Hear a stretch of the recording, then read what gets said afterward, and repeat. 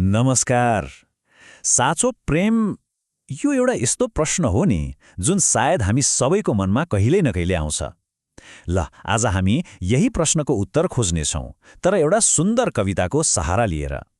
यो कविताले हामीलाई प्रेमको एउटा अनौठो यात्रामा लैजानेछ। त्यसो भए फेरि त्यही प्रश्नमा फर्कौं, आखिर के हो त साँचो प्रेम?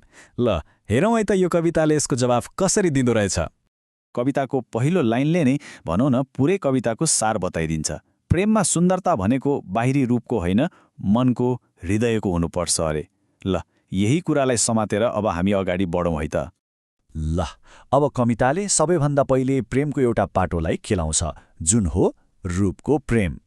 मतलब त्यो प्रेम जुन केवल बाहिरी सुन्दरता र शारीरिक आकर्षणमा टिकेको हुन्छ।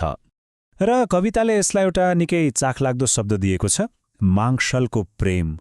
यसको सोझो अर्थ के हो भने यस्तो खालको प्रेम जुन बाहिरी रूप रङ हेरेर सुरु हुन्छ र त्यही शारीरिक आकर्षणमै गएर टुङ्गिन्छ। हो, यही लाइनले चाहिँ मांसल प्रेमको सबैभन्दा ठूलो कमजोरी देखाइदिन्छ। हेर्नुस् न, वसन्त ऋतु सधैँभरि कहाँ रहन्छ र? ठिक त्यसै गरी मान्छेको शारीरिक सुन्दरता पनि त समयसँगै बदलिन्छ, होइन र?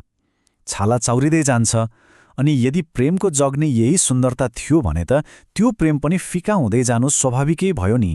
ल यदि रूपको प्रेम क्षणिक हुन्छ भने त्यसो भए सधैँ टिक्ने प्रेम चाहिँ कस्तो हुन्छ त? अब कविताले हामीलाई अर्को बाटो देखाउँछ। त्यो हो हृदयको प्रेमको बाटो। यहाँ सुन्दर प्रेमको अर्थ अलि गहिरो छ। यो भनेको दुईवटा मुटुबीचको संवाद हो। तर यो मुखले बोल्ने संवाद होइन है, यो त भावनाको, एकअर्कालाई बुझ्ने कुराको अनि आत्माको कनेक्सन हो। शब्दले बयान गर्न नसकिने कुरा। यहाँ हेर्दा एकदमै स्पष्ट हुन्छ, होइन? यी दुईबाट बीचको फरक। एकातिर छ रूपको प्रेम जुन वसन्त जस्तै क्षणिक छ, अनि अर्कोतिर छ हृदयको प्रेम जुन सधैँभरि टिक्छ। अब कविताले हामीलाई सोधिरहेको छ, हामीले रोज्ने बाटो चाहिँ कुन हो त? ल अब हामी कविताको सायद सबैभन्दा गहिरो र अलि सोच्न बाध्य बनाउने विचारमा जाँदैछौँ। यस्तो प्रेमको कुरा जसलाई अर्कोतिरबाट माया फिर्ता आओस् भन्ने जरुरी नै पर्दैन। यो लाइनले त प्रेमबारे हामीले सोच्ने सामान्य धारणालाई नै हल्लाइदिन्छ, होइन त? हामी सधैँ के सोच्छौँ?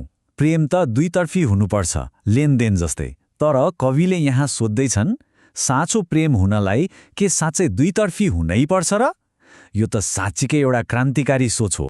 अनि यो कुरालाई बुझाउन कविताले रुक्मिणीको उदाहरण दिएको छ। रुक्मिणीको कथाले हामीलाई अझ गहिरो कुरा सिकाउँछ। उहाँको प्रेम यस्तो थियो जुन गुमाउनु पर्दा पनि, या भनौँ त्याग गर्नु पर्दा पनि कहिल्यै टुटेन।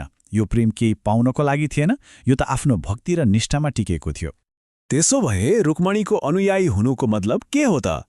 यसको अर्थ हो यस्तो प्रेम गर्नु जसमा बदलामा केही पाइन्छ भन्ने आशै छैन। यो त एउटा यस्तो प्रतिबद्धता हो जुन केही गुमाउनु पर्दा पनि टुट्दैन। यो कुनै व्यापार वा लेनदेन होइन, यो त मनको एउटा अवस्था हो। र कविताको नजरमा साँचो प्रेमको सबैभन्दा माथिल्लो स्तर भनेकै यही हो। ल हामीले रूपको प्रेमबाट सुरु गरेर रुक्मिणीको भक्तिसम्मको एउटा लामो यात्रा गर्यौं।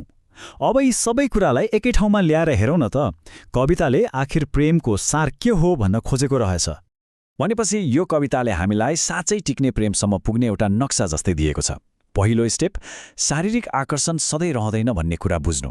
दोस्रो स्टेप हृदयदेखि हृदयसम्मको संवाद, त्यो गहिरो कनेक्सन बनाउनु। अनि अन्तिम र सबैभन्दा महत्त्वपूर्ण स्टेप प्रेमलाई आफ्नो मनको एउटा अटल अवस्था बनाउनु, ठिक रुक्मिणीको जस्तै। र अन्त्यमा एउटा प्रश्न छोडेर जाउँ। आजको यो संसार जहाँ बाहिरी रूपरङ र देखावटी कुरालाई यति धेरै महत्त्व दिइन्छ, यस्तो समयमा के हृदयको प्रेमले साँच्चै जित्न सक्ला? यो पुरानो कविताको ज्ञान आजको दिनमा हाम्रो लागि कतिको अर्थपूर्ण छ? सायद यो प्रश्नको जवाफ हामी सबैले आफ्नो मनभित्र खोज्नुपर्ने हो कि